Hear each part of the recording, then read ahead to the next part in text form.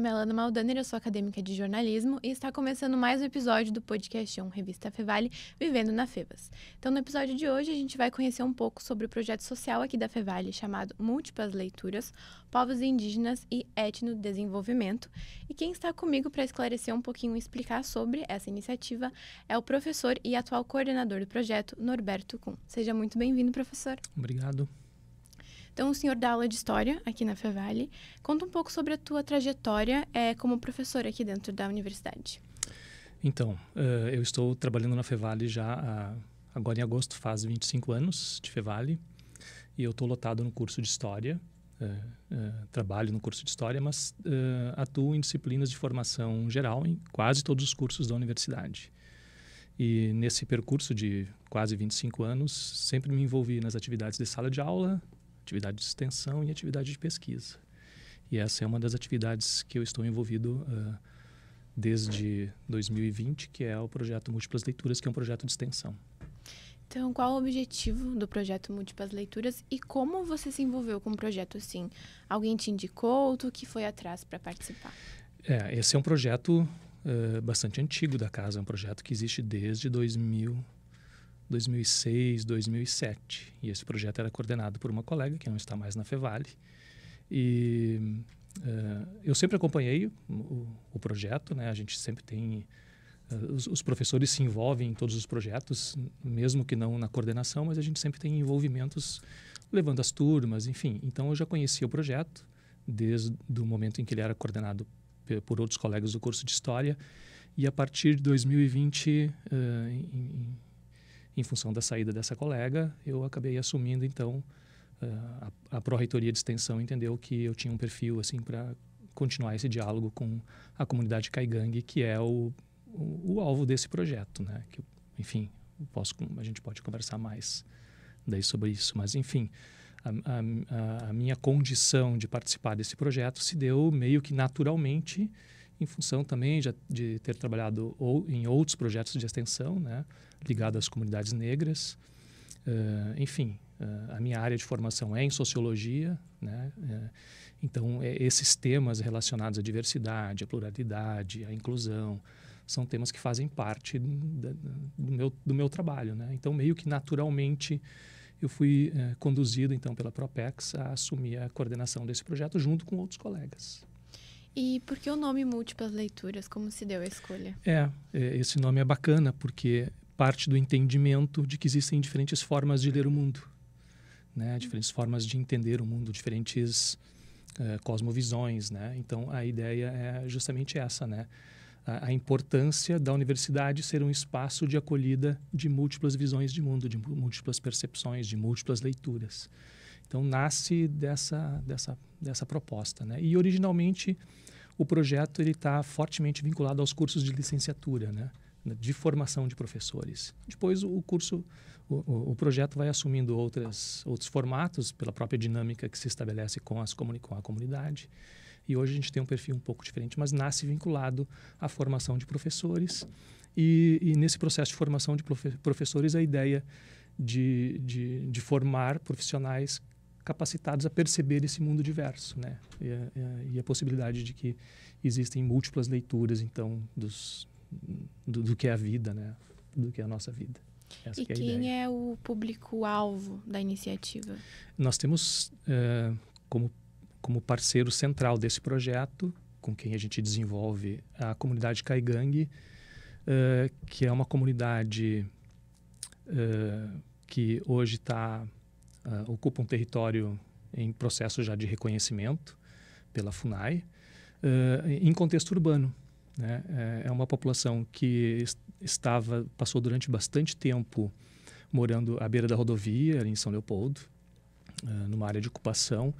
E, enfim, depois de um longo processo de luta dessas lideranças caigangues, eles conseguiram, então, um território e então, o que a gente chama de uma comunidade em área urbana, né? Um aldeamento urbano.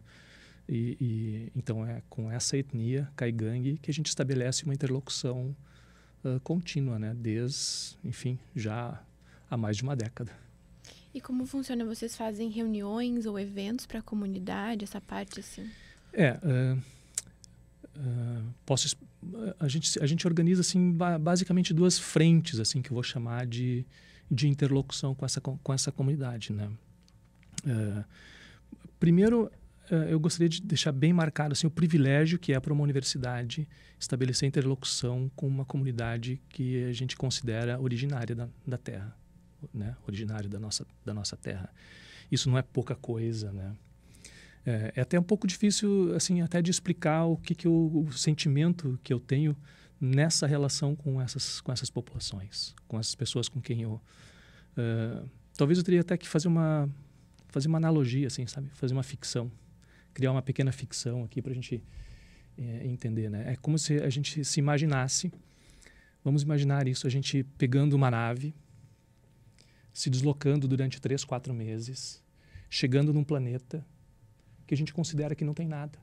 E a gente chega lá e é surpreendido, né?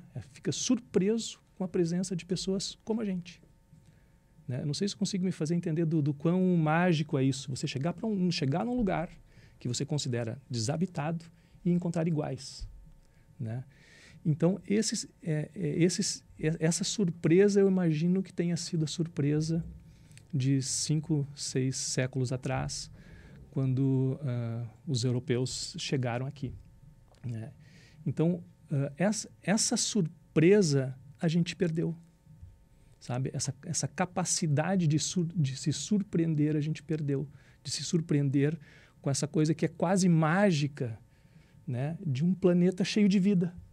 A gente foi perdendo isso. Especialmente nos últimos 200 anos a gente perdeu essa condição de se surpreender com a vida. E eu penso que a relação com os povos originários nos permitem retomar isso, sabe? Retomar essa surpresa de estar com alguém que esteve aqui desde sempre, sabe? Isso é meio mágico, eu não consigo muito bem traduzir isso, né? Mas eu tenho essa percepção, assim, de que é um baita privilégio uma universidade ter um canal de interlocução direta, não é mediada, é direta. Eles estão aqui, a gente está lá na casa deles ao tempo todo, e nessa interlocução a gente recuperar essa condição de uma surpresa, sabe? De saber que antes dos europeus chegarem aqui, já existia, já estava tudo pleno de vida, né? Então isso é mágico. Então eu tenho esse sentimento, né? A relação com os povos originários nos permitem recuperar essa surpresa com uma vida, sabe, planetária, uma coisa assim que antecede a modernidade e essa condição da gente achar que controla tudo e domina tudo, né? Então, primeiro isso, né? A universidade manter um projeto dessa natureza, eu acho que para uma universidade não dá para pensar diferente. É um baita privilégio a gente ter esse espaço de interlocução. Claro, isso eu estou falando assim do ponto de vista até ético, assim, sabe, da relação da gente com uma condição de vida. Agora, indo para a tua pergunta, para as questões assim mais práticas da nossa relação cotidiana, né, que a gente estabelece assim com a comunidade, eu diria assim que tem duas frentes bem importantes, né? Uma delas, e que eu considero bastante importante, é a de formação para não indígenas, né? Porque a gente essa ideia que a gente tem, né, de que nós é que temos que ensinar todo mundo, né? Nós que temos que ensinar e dizer como as coisas funcionam. E nesse caso, eles têm muito a nos ensinar, né? Então, uma das frentes de trabalho é a formação para não indígenas. Então, como é que a gente operacionaliza isso? Trazendo lideranças da comunidade, pessoas da comunidade para dentro da universidade, para conversar em sala de aula. Então, a todo semestre, várias turmas recebem visita deles para conversar sobre o cotidiano deles. Para eles também é importante, eu já vou falar mais para frente disso, para eles também é importante porque eles retomam também as suas questões identitárias e para eles isso também é importante do ponto de vista de marcação da sua presença identitária, né? Falar de si para os outros. E para nós é importante porque eles estão aqui do nosso ladinho e podem contar como estão vivendo em contexto urbano, né? Não aquela população esquecida nos livros didáticos há 300, 400 anos atrás, mas aqui do nosso lado, vivendo os problemas que todos nós vivemos, né? E também usufruindo da vida como a gente também o faz. Então, essa é uma frente de trabalho de formação não indígena. E nesse processo de formação de não indígenas, a gente tem, além dessa interlocução com eles, do aprendizado que a gente tem com eles, tem nas próprias atividades acadêmicas. Depois, em outro momento, o Arthur vai conversar com vocês e vai contar como que ele desenvolveu no contexto do curso de turismo, né, vamos assim dizer, uma forma de etnodesenvolvimento baseado na ideia de etnoturismo. Ele desenvolveu um trabalho junto a essas comunidades. E assim outros alunos. A Pietra, da Educação Física, vai começar a fazer um TCC sobre a questão da corporalidade. Um outro aluno, Fábio, do curso de História, fez o TCC e agora terminou o mestrado aqui em Diversidade Cultural e Inclusão Social, sobre a questão da população indígena e mercado de trabalho, né? Então, para você ver como isso vai permitindo também uma efervescência de temáticas que são importantes para o desenvolvimento da nossa própria sociedade, né? Então, te trouxe aqui 2 exemplos assim de como que se dá essa frente que eu estou chamando assim de formação, né, para não indígenas. E uma outra frente importante está mais associada a um conjunto de ações que eu vou chamar assim de cunho mais de assistência, né? E daí eu vou te citar 3 exemplos assim. Um deles são tramitações bastante complexas, porque envolvem diferentes agentes da sociedade, né? Mas a gente está tramitando, junto com o curso de odontologia, uma intervenção direta lá na comunidade, no posto de saúde, né? Nesse posto de saúde que tem dentro da comunidade, tem um gabinete odontológico, então os nossos alunos poderão, né? A gente está tramitando ainda junto com... envolve a FUNAI, envolve a Secretaria de Saúde do município, enfim, tem toda uma tramitação para que isso se viabilize, mas a ideia é justamente essa, né? Criar um espaço onde os nossos alunos vão se aprimorar no seu processo de formação acadêmica, profissional, e ao mesmo tempo vão gerar condição de atendimento, né, supervisionado, obviamente, a essa população, né? A gente está iniciando também diálogos com o projeto PET do curso de veterinária, que também para ir lá e atender, fazer um atendimento, porque é uma comunidade grande, né? São quase 100 famílias, então tem bastante pets, né? Tem os cachorros, tem os gatos, e, enfim. Então, também a gente vai tentar desenvolver e vamos desenvolver atividades também de cuidados com os animais de estimação que tem lá na comunidade, né? Então, são 2 exemplos, né? Essa semana também a gente trouxe lideranças da comunidade aqui para a Fevale para ter um atendimento junto a um projeto social do curso de contabilidade, que é de sustentabilidade econômica e financeira, um projeto que atende a comunidade, para ajudar essas pessoas a se constituírem como MEI, né? Para poderem participar de editais e, enfim, aprimorarem também a sua condição de trabalho, uma vez que quase todos eles são artesãos, né? Vivem do artesanato, né? Então, são exemplos assim que eu te trago, né? Que é por onde a gente vem trabalhando, assim, é o cotidiano de trabalho, né? Formação de não indígenas e essa mediação em ações de assistência, né? De melhora de qualidade de vida dessas populações a partir dos nossos expertises. Isso é importantíssimo porque qualifica a formação profissional do nosso aluno, né? Permite uma troca de saberes, ao mesmo tempo que o que é o mais importante na minha perspectiva, coloca uma questão ética bastante importante, né? Que faz com que a gente pense naquilo que, né? Aquela tradicional questão, o que nos importa, né?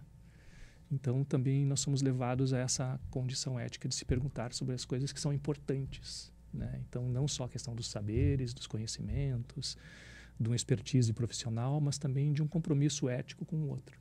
Então, acho que é riquíssimo, né, o trabalho. Muito interessante, porque o projeto envolve praticamente todos os cursos, né, para ter essa troca. Então, muito interessante. Não, perfeito. Em outros momentos em que eu não estava na coordenação do projeto, nós tínhamos também parcerias com os cursos de comunicação para produção de memória, audiovisual e memória, né? Então, tem materiais que foram produzidos pela universidade, por alunos, né, dentro de projetos dos cursos da área de jornal, publicidade, enfim, audiovisual. Então, já foi feita uma série de documentos, por exemplo, de documentação assim, de memória que ficou disponível para eles, né? Então, de fato, você tem razão. Como a gente está falando de uma comunidade, né, de vida, todos os nossos cursos podem ter um espaço lá dentro, né? Então, é um pouco essa mediação que a gente vai compondo assim no dia a dia do projeto. Dentro, obviamente, dos limites de tempo, né, do envolvimento, enfim, das nossas condições de trabalho e das condições deles também, né? Porque toda vez que a gente está lá, eles estão abrindo mão do tempo de trabalho deles para também estarem com a gente, nos atendendo e enfim, participando, né? Então também tem essas limitações assim às vezes que a gente tem que levar em conta, que são limitações e também de ritmos, de temporalidade, né? Nós temos uma temporalidade semestral, nós temos uma dada temporalidade nós temos um ritmo de prestação de contas, um monte de coisa, e eles têm outros ritmos internos, né? Então, às vezes, a gente está desenvolvendo um projeto e daí troca de cacique, e daí a gente começa tudo de novo, conversar com o cacique novo, com as lideranças que assumem, né? Então, eu estou desde 2020 e nesse tempo eles tiveram essas instabilidades também de lideranças, assim, né? Acho que já estou no 4º ou 5º cacique, né? Eles têm um sistema um pouco diferente do nosso, né? Não precisam esperar 4 anos se não está funcionando. Então, tu comentou que desde 2020 tu está atuando no projeto. Como funcionou durante a pandemia? Não funcionou. Não? Nós não tínhamos... Enfim, tudo parou, né? O projeto parou. A gente mantinha contato, obviamente, assim, um trabalho de manutenção de contato com eles. E daí, em 21, no segundo semestre de 21... Não, quando nós retomamos aqui, começamos a fazer a retomada de sala de aula, eu já comecei a visitá-los e aos poucos a gente foi retomando o projeto presencialmente, mas foi um momento assim que a gente manteve contato, mas efetivamente as ações ficaram paradas, né? Fizemos algumas atividades mediadas por celular, né? Mas assim, eu considero que a gente fez uma parada, assim, né? Então, além do senhor, quem são as pessoas envolvidas, né? E assim, a par do projeto Múltiplas Leituras? Sim. Diretamente envolvidos com horas no projeto somos eu, do curso de História, a professora Márcia, também do curso de História, e a professora Carla, do curso de Odontologia. Então, somos 3 professores que temos uma reserva de horário dentro das nossas horas contratadas para atendimento desse projeto, né? E daí temos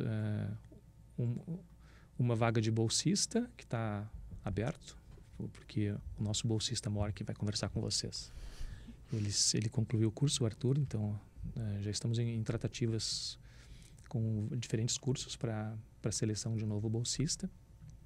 E tem um grupo de alunos junto à professora Carla, do curso de odontologia, né, que são bolsistas ligados ao curso ou voluntários ligados ao curso que estão dentro desse projeto que a gente está construindo junto com a CESAI, que é uma secretaria especial de saúde indígena, né, que é ligado ao SUS e à FUNAI, e junto também com a Secretaria de Saúde de São Leopoldo, porque no caso essa comunidade Caigangue está no município de São Leopoldo, né? Então essas são as parcerias diretas assim que a gente tem. E lá na comunidade a gente dialoga diretamente com as lideranças, cacique, vice-cacique, as lideranças mulheres, né? Enfim, que são articuladores internos, né? Então, às vezes, quando eles não podem, eles dizem, fala com fulano de tal, e a gente vai lá, conversa diretamente com essas pessoas, né? Mas o projeto, assim, é engraçado falar isso, mas o que sustenta o projeto é ir lá conversar, né? É como eles costumam dizer, né? Não, vem aqui, a gente senta debaixo de uma árvore e conversa. A gente vai lá, conversa, define as coisas, né? Às vezes elas acontecem rapidamente, às vezes demora mais, mas é assim como é a vida, assim.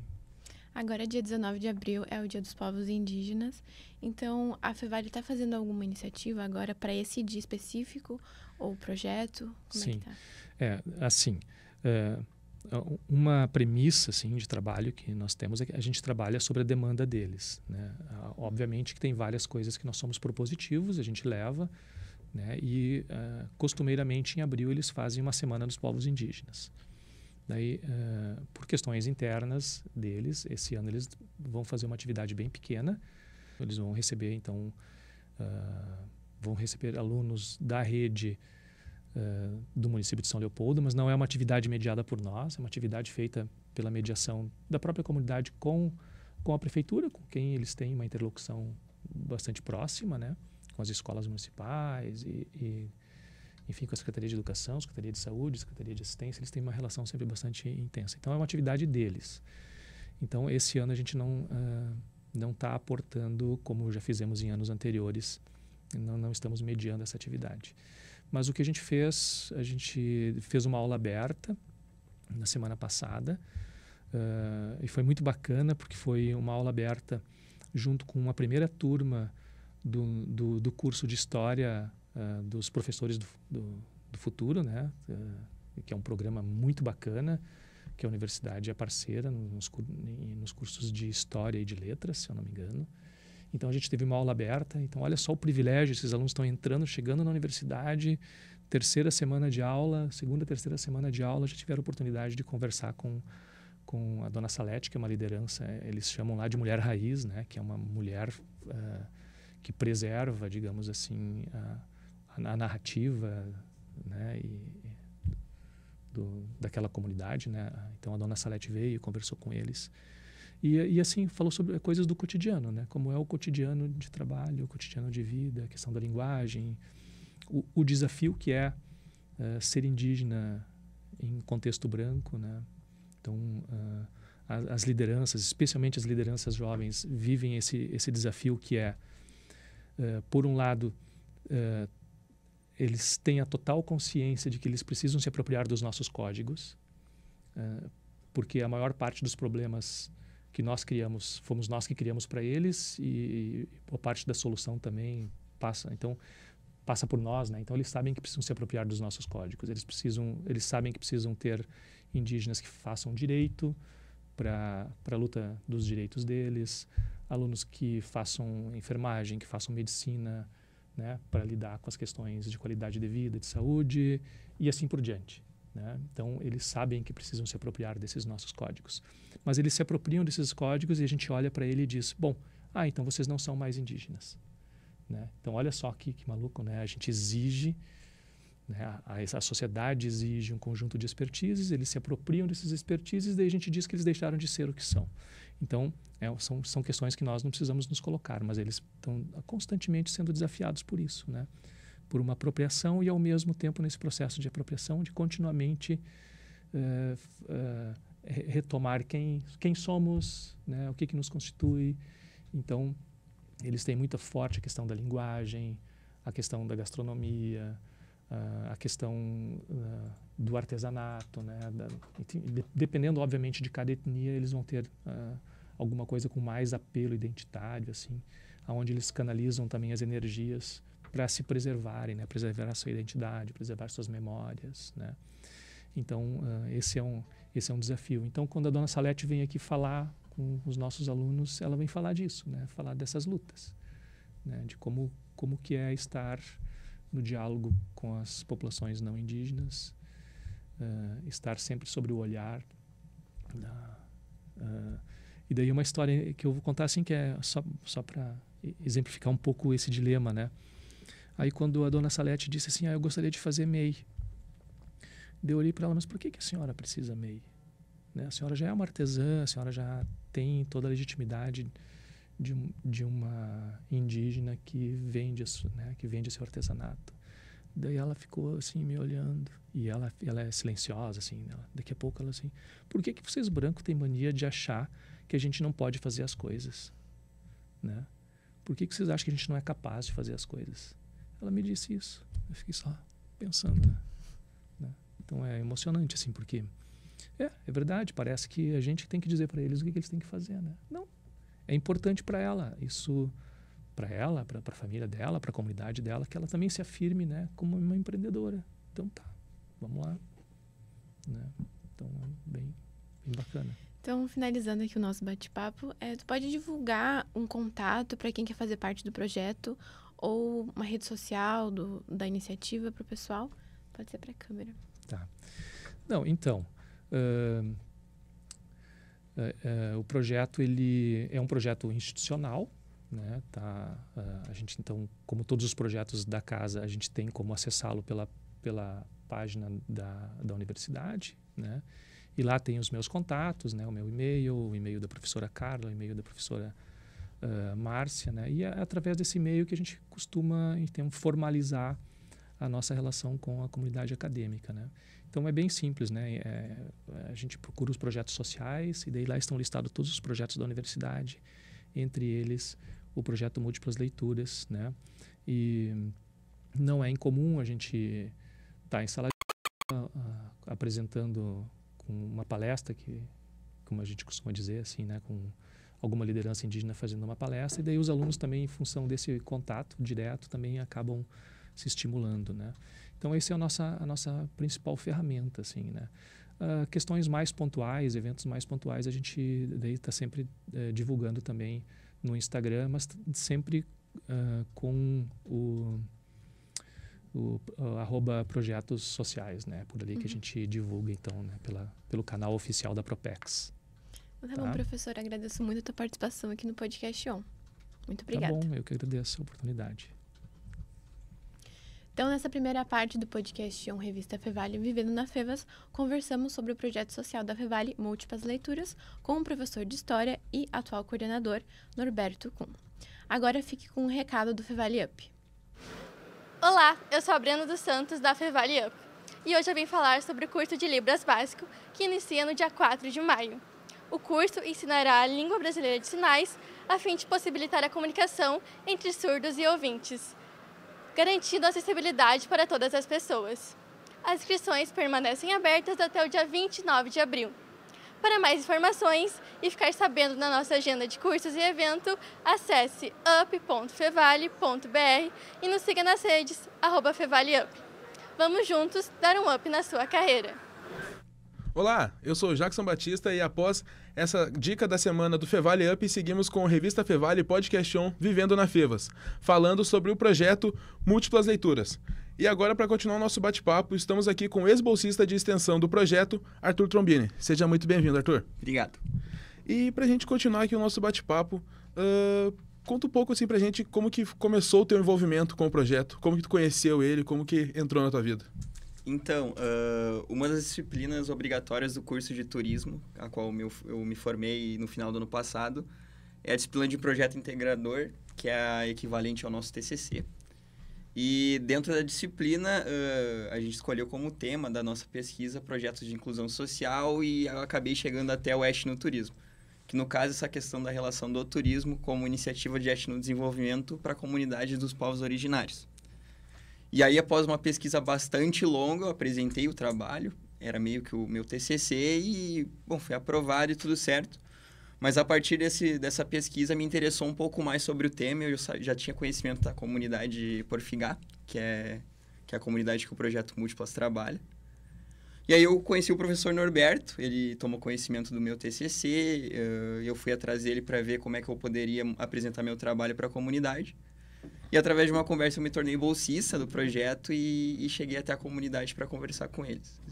E como que se deu o teu envolvimento com eles lá? Porque tu teve que fazer visitas, como que foi para ti esse choque de realidade deles lá, dá para dizer assim? Acho que é normal, no primeiro dia que eu fui, eu cheguei de uma forma bem respeitosa, assim, não muito aberto, fazendo perguntas bem pontuais para eles e informando eles sobre o tema que eu queria pesquisar.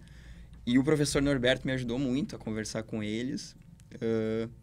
Mas eu me surpreendi muito positivamente nesse sentido, que eles são extremamente abertos a nos receberem, me receberam na casa deles, me ofereceram comida. Então, conforme for passado o tempo, a gente teve uma relação um pouquinho mais próxima. Mas para desenvolver o meu projeto dentro da comunidade, desenrolou bastante tempo, porque eles também, como o professor falou, eles trabalham no tempo deles, assim, né? Eles tinham as questões internas dentro da comunidade, eles são um pessoal que dorme muito tarde e acorda muito tarde, então às vezes não batia muito certos horários. Então foi bem complicado assim no início, mas no fim das contas deu tudo certo, conseguimos se desenrolar. E tu chegou a passar quanto tempo assim estudando eles lá, com eles, convivendo lá? Eu passei todo o ano passado, todo o ano de 2023, na comunidade, indo quase toda semana até eles. Onde fica e qual que é essa comunidade Assim, também? É a comunidade Caingangue Porfigá. Ela fica no bairro Feitoria, lá de São Leopoldo. Eles conseguiram o território lá da comunidade em 2007 e depois disso eles estão lá até hoje. Começaram com pouquíssimas famílias e hoje são mais de 80 famílias morando lá. E o teu projeto em si, assim, consegue dar um resumo dele, assim, o que tu conseguiu tirar, a conclusão final do teu projeto? Então, o ambiente urbano para a comunidade indígenas é um ambiente bem inóspito e é por isso que o projeto trabalha com iniciativas de etnodesenvolvimento. Através da pesquisa que eu tive em sala de aula e depois um pouco mais aprofundada com o professor Norberto, deu para ver um paralelo legal e também um produto legal que eles poderiam desenvolver dentro da comunidade, que preserva eles de situações inóspitas indo para os centros das cidades, deles mesmos recebendo as pessoas dentro da comunidade. E eles têm um espaço de mata muito grande lá, inclusive uma clareira bem grande, onde a gente conseguiu fazer essa reunião com um grupo que veio aqui da Fevale, um grupo de estudos daqui da Fevale, foi até lá.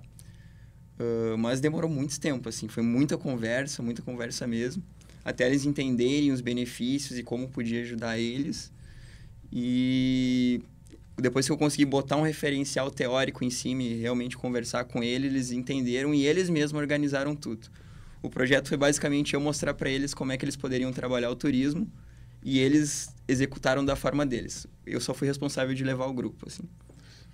Tu largou a ideia, eles executaram tudo do jeito que tu já tinha pensado mesmo? Ou quais foram as dificuldades que tu encontrou, assim, no diálogo com eles para eles entenderem essa parte? Então, a questão da cosmovisão é um negócio bem complicado de se entender no início, mas eles enxergam o mundo de uma maneira diferente da gente. Basicamente isso. Eles têm costumes, eles comem diferente da gente, eles têm tratamento de saúde diferente do nosso. E também para receber pessoas dentro da comunidade, eles são mais abertos do que eu imaginava, mas também tem algumas relações. Então, antes de levar um grupo até a comunidade, eu tive que conversar muito com esse grupo, para que eles entendessem, não fizessem perguntas muito invasivas para o cacique, que apresentou uma palestra para eles lá dentro. E assim, foi tranquilo até essa parte, mas o complicado mesmo foi eu mesmo entender como é que se passava. Entender que o meu projeto não teria eu como protagonista, e sim eles. Então, basicamente, eu apresentei o projeto, eu entreguei para eles, e eles conduziram como eles conduzem qualquer coisa deles, do jeito deles, assim. E após o teu projeto ali ser concluído, qual foi a tua... Como assim eu posso falar? Tua perspectiva agora, ela mudou? Claro. O teu olhar da vida, porque, querendo ou não, é um choque de realidade totalmente diferente da nossa, que a gente tem aqui no centro urbano também. Como que isso mudou na tua vida? Eu considero muito importante mesmo. Eu acho que eu sou privilegiado de ter a oportunidade de ter trabalhado com eles e entender um pouco mais sobre o contexto das comunidades indígenas. E também entender também que eu indo numa comunidade, eu não estou indo num zoológico, eu tô indo visitar pessoas como eu, que apesar de ter uma cultura diferente, compartilham muitas das mesmas ideias que a gente tem. E assim, para a parte acadêmica, para mim foi muito importante também. De eu ter um olhar um pouco mais social, nos trabalhar e ver como o turismo, que é a minha área de formação, pode ajudar essas pessoas a se desenvolverem e ajudar a comunidade a ter uma estrutura mais sólida, ajudar a comunidade a ter um pouco mais de popularidade, querendo ou não, para ajudar nas pautas sociais que eles têm, os conflitos que eles têm com a sociedade. E, claro, por ser bolsista de extensão, também consegui chegar até o mestrado através das pesquisas que eu realizei como bolsista. Mas eu considero que a troca principal foi eu que ganhei. Eu ganhei muito mais que eles ganharam nessa troca. Eu só apresentei um projeto e eles executaram. Mas para mim foi fenomenal, assim, o período que eu passei lá. E pra gente já ir se encaminhando pro nosso final aqui do nosso bate-papo, eu gostaria que tu fizesse um convite para os acadêmicos, para as pessoas também da comunidade se aproximarem mais do projeto e para os acadêmicos participarem também como bolsista, como voluntários também. Diretamente para a câmera. Então, Ser bolsista de extensão aqui da Fevale nos dá muitos benefícios, mas eu acredito que o diferencial do projeto Múltiplas é um benefício bem interno para a gente.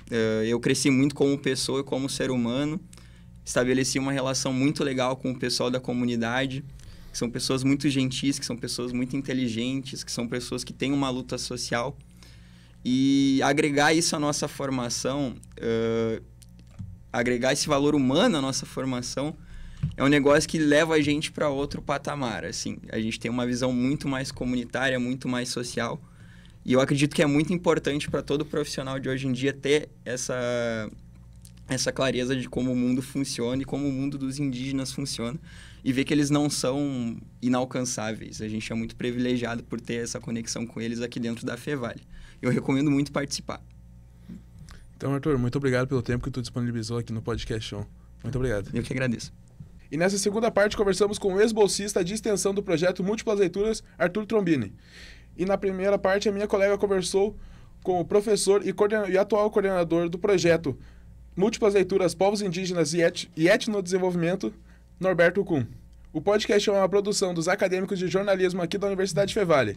O nosso Instagram é @podcastonrevistafevale, que vocês podem acessar apontando a câmera para o QR Code que está aparecendo aqui na sua tela. E a técnica é de Carlos Pereira e Rinaldo Silveira. A produção é das minhas colegas Júlia Klein, Lana Maldaner e dos meus colegas Ramon Ferreira e Salles Maioli, e eu, Jackson Batista, com a orientação do professor Marco Santuário. Muito obrigado e até a próxima. Tchau, tchau!